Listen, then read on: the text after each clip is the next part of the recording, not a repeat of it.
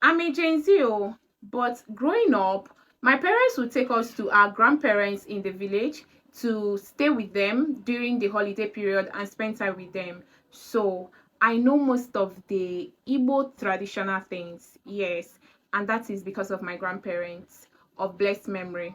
There are some Igbo objects or materials I used to see then that I think are no longer in existence, or let's say they've gone into extinct now. And I'm going to be mentioning two or three. One of them is this thing. Yes, this thing, Udu. This is a natural freezer.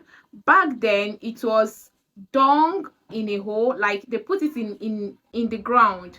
And I can tell you that even if the whole compound is hot, when you go to this udumiri, you will get a very chilled water to drink. Yes, I don't know what happened, I no longer see it.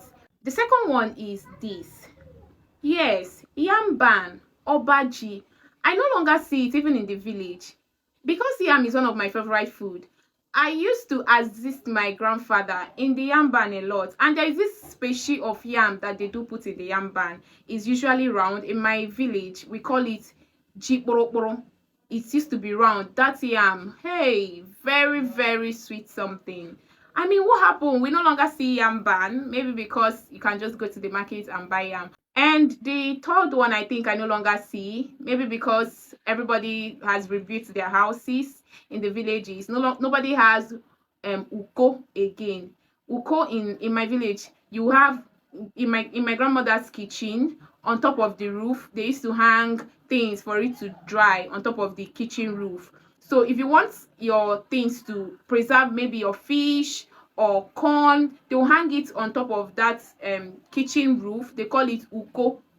So when you want maybe dry fish, when you want corn, even when corn is not in season, you can go there and pick corn. You can go there and see dry fishes. Like, they are no longer in existence. Among these three things that I mentioned, is there anyone you're familiar with? Well, let's say civilization came and most of these things went into extinct, but then we really enjoyed them.